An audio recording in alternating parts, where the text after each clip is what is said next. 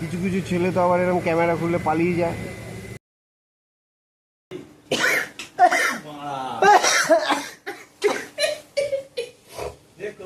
Hey guys, good morning, welcome back to my channel.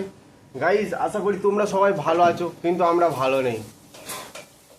আমার ভাই আছে, সে 5:30টায় আসছে, এসে দরম দরম করছে, আমাদের ঘুম ভাঙিয়ে দিচ্ছে। সেই সুধীর ভাইকে আমি কি বলবো বলো? সেই 5:30 থেকে এখন অব্দি ওর আলু ভাতে সানা শেষ হলো না। বুঝতে পারছো কি চলছে? এখনো অব্দি থালা বাসন ধোয়া চলছে। তো গুড মর্নিং। আমাদের রান্না হয়ে গেল, ওর আলু ভাতে সানা হলো না।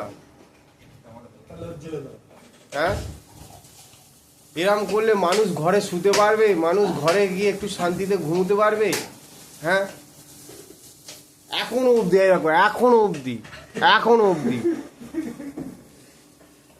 এরম করে কি করে হবে আমি তো বুঝে উঠতে পারছি না।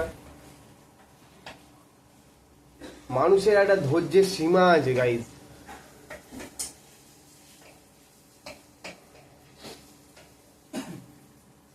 ভাই কি বানালি? ভাই আমার আজকে কি বানিয়েছে শোনো গাইস। ভাই আমার চপের আলু বানিয়েছে, বলছে ওই দিয়ে ভাত খাবো।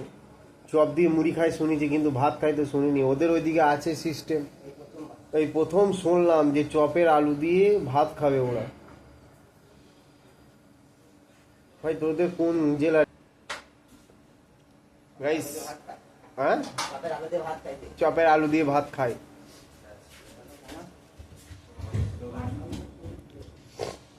ভাই চলে যাচ্ছিস? হ্যাঁ, আয় রে ভাই।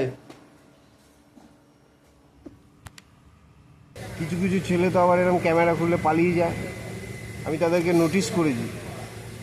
ঠিক আছে, সেই সব ব্যক্তিকে ঝেড়ে ঝেড়ে আমার ব্লগে আনবো, তোমরা দেখে নিও।